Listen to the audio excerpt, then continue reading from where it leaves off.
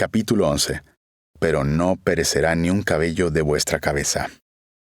Boom, el ruido sordo de un cohete granada golpeó las paredes de piedra del centro de comando militar en Chorrillo.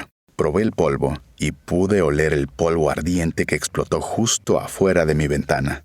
Auge, otra sorpresa, siguiéndome más de cerca de la pequeña alcoba donde yacía inmóvil en el suelo. El próximo daría más cerca, penetraría la pequeña ventana, rasgaría la pared. ¿Cuántos minutos antes de morir? Era el 3 de octubre de 1989 y estaba seguro de que moriría en cualquier momento por la andanada de cohetes que estallaban debajo de mi ventana. Todo por lo que había pasado, todas las fortunas y pruebas habían llegado a esto. Yacía boca abajo en el piso de una pequeña habitación en mi oficina en el cuartel general de mando preguntándome cómo sería la muerte. Me puse de rodillas el tiempo suficiente para orar. Querido Dios, si muero aquí, hágase tu voluntad. Los cohetes sacudieron la habitación. Entre pensamientos de muerte busqué una salida convocando mis reservas de disciplina y poder de razonamiento. Eres un soldado, me repetía a mí mismo, luchando contra mis emociones, analizando la situación. Un altavoz penetró el estruendo. Estás rodeado. Todas sus unidades están con nosotros. Urraca presente. Machos del Monte presente. Batallón 2000 presente. Debes rendirte. No hay escapatoria. Escuchaba voces que me decían que me rindiera, acentuando las explosiones y los disparos de armas. Hice una mueca con la conmoción de cada expresión, preguntándome si aún podría pensar, si aún podría completar el siguiente pensamiento antes de que llegara el final. El cristal de la ventana es todo lo que te separa de la calle y las granadas. Es solo cuestión de tiempo. Estos chicos están entrando. El ataque es demasiado fuerte, demasiado cercano. No, eres un soldado y estás luchando. Piensa, hombre, piensa. Pero el ataque es abrumador. No hay tiempo. La mente humana no siempre puede ser controlada. Salta, pinta las cosas como perdidas y entonces, si te dejas convencer por lo que estás viendo y por lo que te dice tu mente, estás realmente derrotado. Destellos de los días anteriores pasaron por mi mente mientras trataba de averiguar quién estaba detrás de lo que estaba sucediendo. El domingo anterior fue un día de celebración por el bautizo de Jean Manuel, el hijo de mi hija Sandra. Había amigos, políticos, militares, todos reunidos en la iglesia. Algo estaba en el aire. Mientras nos sentábamos en la iglesia para esta hermosa celebración, podíamos escuchar operaciones militares en la distancia afuera, tanques retumbando y helicópteros volando cerca. Asumí que era seguridad de rutina para el evento y protección para el personal en general. Pero cuando un helicóptero pasó zumbando muy de cerca, creando un escándalo dentro de la iglesia, le hice señas al comandante Moisés Giroldi, un oficial muy querido, afable y altamente confiable que estaba parado a un lado de la capilla. Giroldi, averigua qué está pasando, le dije. Entonces recordé que el personal había traído fuegos artificiales para celebrar el bautismo. Y llevé algunos de los petardos conmigo. La próxima vez que haya un paso elevado, active algunos. Un piloto de helicóptero no puede distinguir desde el aire si las explosiones terrestres bajo él son armas que le disparan o fuegos artificiales. Y los disparos desde el suelo pueden derribar un helicóptero. Giroldi siguió mis órdenes. Esta pequeña estratagema funcionó. El helicóptero hizo un sobrevuelo más y fue arrastrado por el crepitar de los fuegos artificiales. Habiendo hecho eso, volví a la reverencia del momento sin pensarlo más. Esa noche dormí en mi habitación de la sede como hacía a veces. Por ninguna razón especial, a veces me quedaba en el cuartel general de comando si tenía una reunión temprana. Me fui a casa el lunes por la mañana, me refresqué y pasé el resto del día en Amador, donde estaba ubicada mi oficina de campo. Mi equipo de seguridad percibió problemas y Eliezer Gaitán, mi ayudante de confianza y jefe de seguridad, estaba especialmente nervioso. Confié en él implícitamente y lo hago hasta el día de hoy.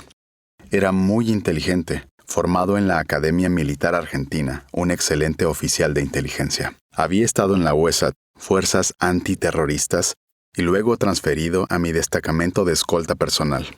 Dentro del destacamento tenía diversas funciones. Actuó como una especie de enlace administrativo militar para mí con las distintas unidades militares. También funcionó como agregado militar, supervisando los arreglos logísticos. Había sido entrenado por el agregado militar argentino coronel Mohamed Seinclin para prepararse por la institución militar en nuestro proyectado Instituto de Estudios Militares. Gaitán nació en mi provincia natal de Chiriquí. Venía de una línea de militares panameños, gente de buena tradición, de buena familia. Eliezer Gaitán tenía un gran futuro por delante, una carrera profesional truncada por la invasión estadounidense. La versatilidad de Gaitán se convirtió en un lastre para él. Empecé a depender de su experiencia y le di poder que iba más allá de la cadena de mando. Sus superiores directos lo veían como una amenaza por su capacidad y por la confianza que tenía en su desempeño. A menudo sus superiores lo criticaban por su estilo brusco y la capacidad que tenía para acercarse a un hombre de mayor rango con el prestigio de la autoridad. Entre sus otras habilidades era un buen investigador.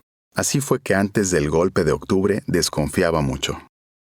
El nombre de Giroldi seguía apareciendo en las conversaciones relacionado con oscuros rumores sobre movimientos de tropas y protestas. Gaitán podría ser duro y directo. Fue directamente a Giroldi, quien, como comandante, era un oficial de rango mucho más alto que este capitán joven e impetuoso ese mismo domingo. «¿Qué está pasando, Giroldi?», él dijo. «Espero que no estén pasando cosas graciosas. No juguemos», advirtió. Llegué a la sede el martes por la mañana temprano, variando mi horario y ruta como siempre lo hacía, por razones de seguridad estándar. También había llegado mi guardaespaldas, Iván Castillo. Alrededor de las 8:30 am, mi médico personal, el doctor Martín Sosa, estaba en proceso de hacerme un chequeo médico de rutina y recuerdo vívidamente que había atado la manga de la presión arterial alrededor de mi brazo y estaba tomando una lectura en el mercurio. Empezamos a escuchar explosiones indistintas en la distancia. Sosa se rió al ver cómo subía mi presión en el manómetro. Parecía algo de una película o dibujos animados. Dejó de reír cuando la fuerza total del ataque con granadas y morteros comenzó momentos después. Sosa estuvo allí conmigo junto con Castillo mientras dirigía este diálogo anterior. «Usted es un soldado. Analiza su situación. He visto 2 divisiones militares afuera, la Urraca y la Doberman. ¿Dónde está su apoyo?». Le pregunté a Sosa y Castillo qué pensaban. Dijeron que tal vez era una batalla por el poder entre fuerzas. Eso estuvo mal. Ambos batallones estaban alineando sus ataques alrededor del edificio apuntándonos directamente. Voces nos decían por los altoparlantes que todos los demás batallones se sumaban a la rebelión. Sí, estábamos rodeados y sí, hubo un bombardeo intenso, me dije. Pero debería haber oposición ahí. Les oí decir que todo estaba rodeado y que todos se habían unido detrás de ellos. Intelectualmente comencé a darme cuenta de que probablemente no era cierto, pero siguieron repitiendo y empezó a sonar como si fuera verdad. ¿Qué pasaría si estuvieran mintiendo? Balas, proyectiles y granadas golpeaban la fachada todo el tiempo. Estábamos en una pequeña alcoba, lo suficientemente grande para una cama, un baño y un vestidor como muchos cuarteles militares tienen para oficiales. Solo nosotros 3 allí, aislados, inmovilizados en un fuerte bombardeo durante lo que podrían haber sido varias horas. Cuando comenzó el bombardeo, habíamos ido a buscar teléfonos, pero las líneas estaban cortadas. Recordé la línea privada que tenía en la alcoba, un teléfono que nadie conocía. Pude llamar a mi oficina para darle a Anabel Ditea, miembro de mi personal, las palabras claves de emergencia. 1 de mayo. Consideré probable que todavía tenía seguidores y que mi llamada telefónica había puesto en marcha un plan de contraataque, que las tropas legales organizarían un rescate. Entonces, si estaban tirados afuera y si mi llamada telefónica había hecho lo que suponía que debía hacer, tal vez todavía había una forma de salir de este lío. Más tarde descubrí que tenía razón. Muy pocas unidades se habían sumado a la rebelión. La planificación de contingencia había funcionado. El Batallón 2000, al mando del mayor Federico Lechea, venía al rescate y en el camino 1 de mayo había movilizado a la policía de tránsito. El regimiento Machos del Monte, con base en Río Hato, a 1 hora de distancia, también recibió la llamada para acudir a la ciudad de Panamá para ayudar a repeler el ataque.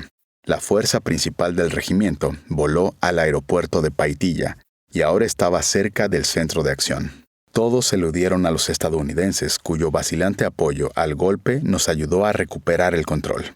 Uno de nuestros mejores golpes de fortuna vino a raíz de una acción de Marcela Tasson. Iba de camino al trabajo cuando se encontró con todo esto en marcha. Su hijo era miembro de las fuerzas antiterroristas. Ella lo localizó y salió con él en una motocicleta para reunir a los seguidores. Encontraron a Porfirio Caballero, que era nuestro principal especialista en demoliciones. Caballero apiló algunas granadas de cohetes en su automóvil y se dirigió a los edificios de apartamentos de gran altura con vista a la sede. Pronto tuvo una vista dominante de la rebelión, y él y varias personas que había reunido comenzaron a lanzar granadas de cohetes a los rebeldes de abajo. Los rebeldes, a su vez, al ver disparos de cohetes detrás de ellos mientras atacaban mi posición, pensaron que mis partidarios habían podido organizar una respuesta aérea. Asomándose por la ventana, vi que un cohete golpeó un edificio adyacente, pero no tenía idea de lo que estaba pasando. Sé que atrapó a algunos de sus hombres. Entró una ambulancia para sacar a algunos heridos. De repente se hizo un silencio absoluto. Luego escuché el sonido de una refriega dentro del perímetro del cuartel general. Yo estaba en el piso superior, y el nivel del suelo tenía un patio abierto, lo suficiente grande para camiones y equipos. Los atacantes estaban dentro del edificio y vendrían a buscarme. Decidí salir de la antesala y pasar al salón de mi oficina. El doctor Sosa estaba allí. Castillo había salido al área del cuartel general y no había regresado. «Bueno, doctor», dijo en broma, «aquí estamos solo nosotros dos. Simplemente no lo sé. Supuse que ya te habrías ido hace mucho tiempo». Él estaba en silencio. «Siempre pareces estar allí en el momento justo», continué. «Aquí estás, a punto de ser testigo de la historia en ciernes». Fui interrumpido por golpes en la puerta principal de mis aposentos. «Mi general, salga, salga, abra la puerta», dijo una voz que no pude reconocer de inmediato. «Es Armijo, salga, por favor, no dispares». Roberto Armijo era coronel e inmediatamente supuse que estaba al frente de la rebelión. «Está bien, ¿qué está pasando?», dije a través de la puerta, manteniendo un tono tranquilo y mesurado. «Escuche, comandante, tengo que decirle». Se dirigió a mí correctamente como comandante. Esto lo pude escuchar, pero el resto de lo que dijo fue apagado y distante. «Bueno», dije, «entra, Armijo. La puerta está abierta». Había silencio. Ningún movimiento hacia la puerta. Me di cuenta de que Armijo y quienquiera que estuviera con él tenía miedo de ver qué encontrarían cuando entraran. «Escucha, la puerta está abierta», repetí. «No, abre tú», respondió otra voz. «Pero la puerta está abierta», dije, «adelante». Silencio de nuevo, luego la pregunta vacilante. «¿No estás sosteniendo nada?» «¡Ah, diablos! ¡Abre la puerta!», le dije con impaciencia. Finalmente cumplieron. Recuerdo que la puerta se abrió de afuera hacia adentro, así que retrocedí un poco y vi por primera vez a los rebeldes. «Teniente, ¿es esto posible? ¿Tú de todas las personas?», le dije a uno de los oficiales subalternos que estaban cerca, un hombre al que recordaba ascender apenas 2 meses antes. Miré a este hombre, pero quería que mis comentarios fueran escuchados por Giroldi. «¿Exactamente de qué escuela militar vienes?», yo pregunté. Inmediatamente comencé a evaluarlos a todos y lentamente, con confianza, salí al patio principal para inspeccionar la escena. La mayoría hablaba con esa lengua espesa que tiene la gente cuando ha bebido bastante. En el pasillo, hacia la escalera, se conducía al piso principal. No vi nada más que restos esparcidos. El teniente coronel Aquilino Cieiro estaba de pie agarrándose un brazo como si estuviera rozado con metralla. El teniente coronel Luis Córdoba estaba al pie de las escaleras, aparentemente bajo arresto, y todavía estaba de mi lado. Caminé por el pasillo y vi que los ojos se desviaban mientras miraba a cada hombre. Continué bajando las escaleras, en completo silencio a mi alrededor, mi mano izquierda en mi bolsillo, mi maletín en mi mano derecha. El piso principal era enorme y pude ver que los tanques se habían acercado. Pasé junto a ellos hasta que llegué justo a Giroldi, el líder indiscutible de la rebelión, que estaba en la parte trasera de este cuarto, vestido solo con camiseta y pantalones allá abajo en el patio principal. En comparación, estaba en uniforme completo, mostrando mucho a los hombres quién era su comandante. «¿Estás disparando a tus propios hombres o nos están disparando a nosotros mismos?», dije en tono mesurado y contundente, mirándolos a todos. «Nuestros propios hombres. ¿No ves que los americanos están detrás de todo esto, que te están usando en su juego? ¿No pueden ver que ustedes son solo peones de los estadounidenses que están arriba, que están ahí arriba viendo todo esto?» Hice un gesto hacia el Cerro Ancón, justo encima de nosotros, donde el Comando Sur de los Estados Unidos tenía una línea de visión perfecta para ver todo lo que estaba pasando. Siempre sabíamos cuándo los estadounidenses nos miraban y nos escuchaban. Siempre veíamos que la orientación de sus antenas de radar cambia alrededor de 30 grados. Así fue. Los estadounidenses estaban jugando al gran hermano allá arriba, observándolo todo. ¡Manipulación de los estadounidenses!, les grité. Y miré a cada uno individualmente, llamándolo por su nombre. ¡Tú, mírate!, le dije a uno tras otro. Cada uno de ellos bajó la cabeza. ¡Miguel! ¡José! ¡Fulano! ¡Solano! ¿Por qué están ahí? Nadie dijo una palabra.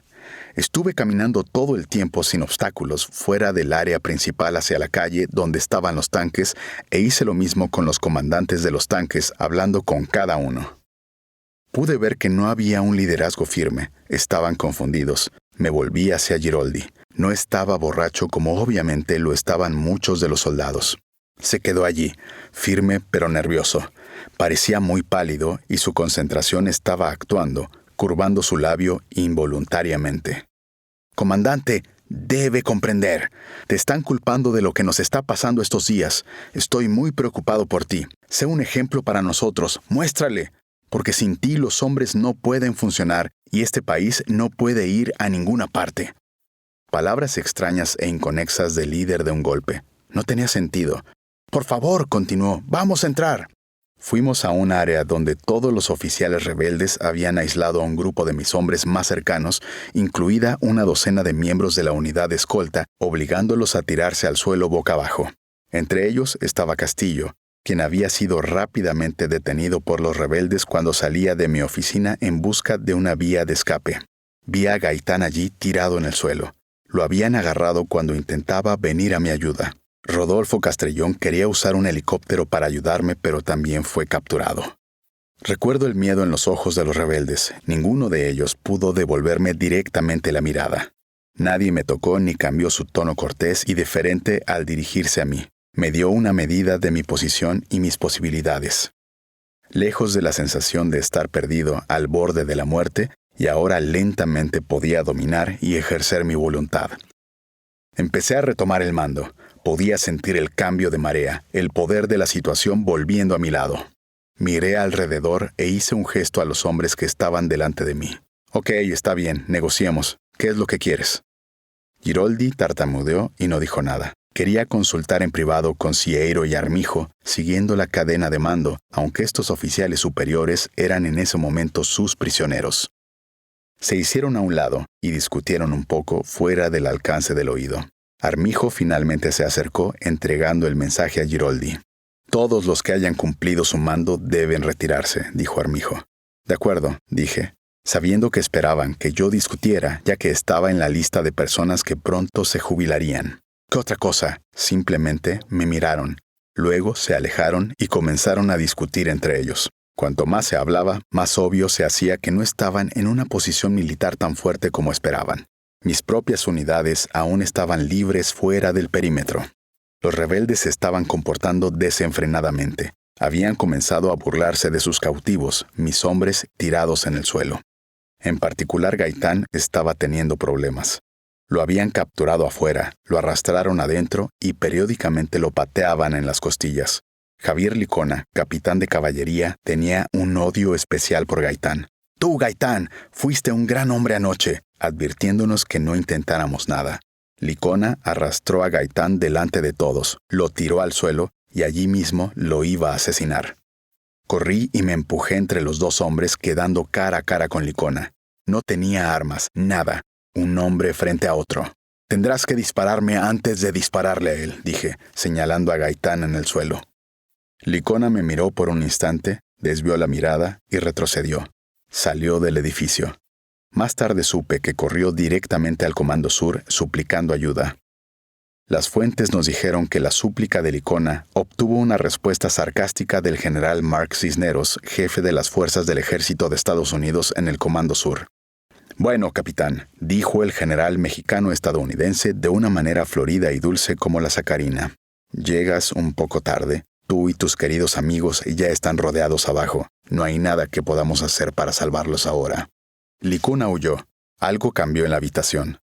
Giroldi y los demás se quedaron allí esperando que yo hablara. Los miré a todos y hablé en voz alta para que el resto de los hombres me oyeran. «Tú no tienes el control aquí», dije mirando a Armijo. «Se están acercando refuerzos. Los machos del monte ya están en camino. Las empresas están desertando. Es mejor que te enfrentes a la realidad, dije, señalando otra vez a Giroldi. Otro capitán entró en la habitación agitado. «Vámonos de aquí, tomemos uno de los camiones», dijo a un grupo de rebeldes. Comenzaron a subir a un transporte de tropas cercano a miembros del Estado Mayor, entre ellos Cieiro, Miguel, Alemán, Daniel Delgado, Carlos Arosamena, Moisés Correa, Theodore Alexander, Rafael Cedeño y el resto del Estado Mayor. Más tarde supe que este acto abortado era parte del plan para encarcelar a la mayoría de mi personal superior, los mayores y coroneles, y luego entregarme al teniente coronel Luis Córdoba y a mí por separado al general Mark Cisneros en el comando del ejército de los Estados Unidos. Tuve que actuar rápidamente. Me adelanté y comencé a dar órdenes. «¡Nadie se va de aquí! ¡Sal de esos camiones ahora! ¡Bájate de ahí!», grité empujándolos. «Usted no tiene la capacidad de levantarse contra este comandante, ninguno de ustedes», volví a gritar mirando alrededor a todos ellos. «Ninguno de ustedes tiene las pelotas para ir contra mí». En todo el cuartel general, mis hombres estaban tomando la delantera. Entró uno de los lugartenientes de Giroldi. «Mayor, tenemos un muerto y otro herido. Están empezando a hacerse cargo», informó. «Tenemos que empezar a responder al ataque. Seremos masacrados aquí». «Mayor», le dije a Giroldi, hablándole en un tono uniforme y suave. «Lo has perdido. No estás al mando. Tú y tus hombres deben rendirse». Giroldi sabía que yo tenía razón. Tal vez pudiera manejar su propia unidad, pero no estaba a cargo de los hombres que nos rodeaban. Todo el mundo estaba vacilando. Pronto tuve más hombres en el suelo del cuartel general que los rebeldes. La estratagema de Marcela con los cohetes y el transmisor de códigos a la señora Ditea había funcionado. Los rebeldes estaban desertando frente a lo que pensaron que era un contraataque aéreo masivo. Estaban absolutamente angustiados. Eventualmente, Giroldi me llamó de regreso a la habitación lateral donde había estado él y los otros rebeldes. «Está bien», dijo. «Déjame ir. No sé a dónde ir, pero déjame ir». Lo miré y recuerdo sentir una mezcla de lástima y repugnancia. «Hombre, solo sal de aquí», le dije, agitándolo para que se fuera. Las mesas habían cambiado. Los rebeldes huyeron o fingieron que nunca habían sido rebeldes. Buscaron amigos y pidieron perdón. Pero mis hombres rugieron con furia, sintiéndose al borde de la muerte. La adrenalina fluía. Vieron a Giroldi tratando de irse y a pesar de sus protestas de que lo habían despedido, lo arrestaron de regreso ante mí. «Comandante, este hombre no puede ir», dijeron. «Él debe pagar». Giroldi tuvo mala suerte. Su presencia se había convertido en un problema y mis operaciones eran limitadas. «Comandante, por favor, déjeme volver con mi esposa. Ella me está esperando», rogó Giroldi. «Giroldi», le dije, «tú no actuaste solo en todo esto, ¿verdad? Quiero que me digas la verdad. Cuéntame todo sobre eso». Me fui caminando con él, no muy lejos de los demás. Moisés Giroldi había sido un buen soldado, el hombre menos esperado para participar en un golpe.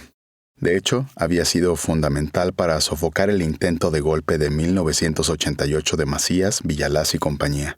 También había mostrado gran lealtad y calidez personal hacia mí. Era agradable.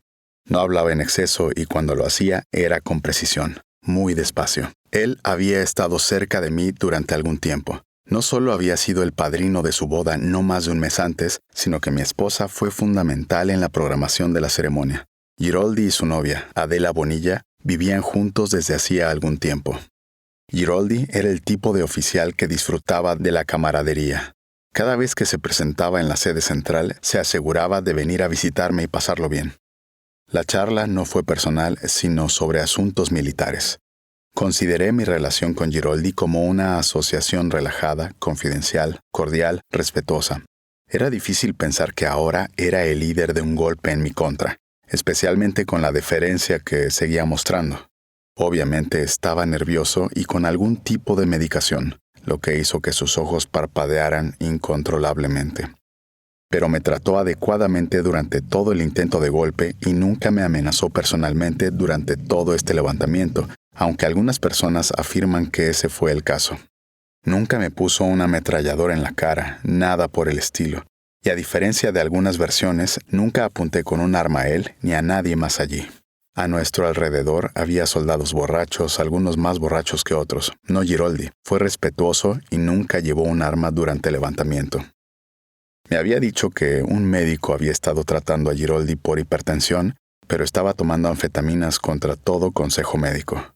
Su rostro estaba enrojecido y estaba agitado, más asustado de lo que cabría esperar de un soldado como él. Todo esto fue aún más confuso considerando mi relación con el hombre. Durante mi breve conversación con Giroldi ese día, una cosa quedó clara. Se había montado una conspiración considerable en gran parte gracias a los esfuerzos de los estadounidenses. Giroldi solo fue el protagonista más visible de esa conspiración. Cuando comencé a darme cuenta de lo profundo que podía llegar esto, quise usar la información de Giroldi para erradicar a los conspiradores, pero después de hablar por poco tiempo, hubo una interrupción. «Comandante», llamó a uno de mis hombres, mirando fijamente a Giroldi mientras hablábamos. «Te necesitan aquí». Inevitablemente, hubo acusaciones de que yo maté a Giroldi, pero no fue así. Tampoco ordené su muerte. Tenía todas las razones para mantenerlo con vida. A pesar de que habíamos estado en una situación extremadamente tensa en la que los rebeldes lanzaron este asalto masivo contra nosotros durante horas, no era nuestra práctica asesinar a nuestros compatriotas panameños. A lo largo de la historia, la pena por tal rebelión fue el exilio, no la muerte. Cuando salí de la comandancia ese día, fue con el conocimiento de que cada uno tenía sus respectivas responsabilidades. Las investigaciones incluyeron un inventario del personal y el equipo. ¿Quién y qué faltaba? Estaba todo programado y no me correspondía a mí hacerlo. La cadena de mando significaba que recibiría y revisaría un informe de cada unidad. Pedí una idea de cuántos hombres estaban heridos, cuántos en el hospital, y luego dejé que cada uno hiciera su trabajo. Empezó a llover y comencé a caminar, tratando de alejarme de las inmediaciones generales de la sede. Mentalmente ya me había recuperado y estaba pensando en el lado político de las cosas. Había ganado una batalla y vi que la cadena de mando estaba funcionando. Me había liberado de los portales de la muerte misma. El cuartel general estaba asegurado y mi dominio de la situación estaba completo. Regresé a mi oficina en Fuerte Amador y mi personal arregló un horario para que tuviera la máxima visibilidad y la gente supiera que estaba bien y firmemente al mando. Mi primera parada fue un mitin político en Santiago de Veraguas. Mis seguidores estaban en la calle y hubo vítores y aplausos. Al caer la noche, todo el mundo estaba hablando de lo que había sucedido, reconstruyendo y muchas veces fabricando lo que había sucedido. Después de la muerte de Giroldi, a su esposa se le proporcionó alojamiento pagado por los Estados Unidos en el Hotel Chateaubleu en Coral Gables, Florida. Los diplomáticos estadounidenses alentaron a los periódicos estadounidenses a reunirse con ella. Ella les dijo a los entrevistadores que su esposo había dicho que podrían tener que matarme en el curso del golpe, no como un asesino real, sino más bien como un ataque a la sede por parte de panameños incitado por los estadounidenses, en el que Estados Unidos podría mirar inocentemente las imágenes de las noticias de mi cuerpo siendo sacado del cuartel general. Culpo a los norteamericanos por la muerte de mi esposo. Solo tenían que mostrar su poder y equipo y su golpe habría funcionado. No habría habido un enfrentamiento. Ningún panameño es tan estúpido como para enfrentarse a los norteamericanos. Tras la invasión estadounidense, hubo una serie de juicios en Panamá, ventilando las muertes de Giroldi y los demás rebeldes. Fui juzgado en ausencia, lo que no es sorpresa, ya que todos mis oponentes estaban en el poder. Los estadounidenses no habían logrado su objetivo, eliminarme, incitar a un asesinato desde adentro. Estados Unidos se dio cuenta de que no habían encontrado los medios para deshacerse de mí. La violencia política había fracasado. Las sanciones económicas habían fracasado. La opción militar había fracasado. La opción de que el gobierno en exilio autorizara a Eduardo Herrera a regresar con un equipo de insurgentes había fracasado.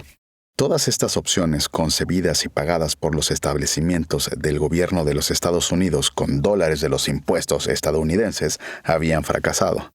Ahora sabían que tendrían que tomar el asunto en sus propias manos. Se prepararon para la invasión, pero hicieron un intento más de negociación. Un día después del golpe, Michael Cossack se puso en contacto con mi abogado estadounidense, Frank Rubino, y me pidió otra reunión. El problema era que todavía no podía aceptar que los estadounidenses me compraran. Cuando ese mensaje se hizo claro por primera vez, la invasión era la única opción que les quedaba. A mediados de diciembre fui declarado jefe de Estado porque la situación nos había llevado a lo que equivalía a un pie de guerra. Vivíamos en un estado de guerra con provocaciones constantes de los estadounidenses, amenazas constantes, y esta era una medida de emergencia, una medida de guerra.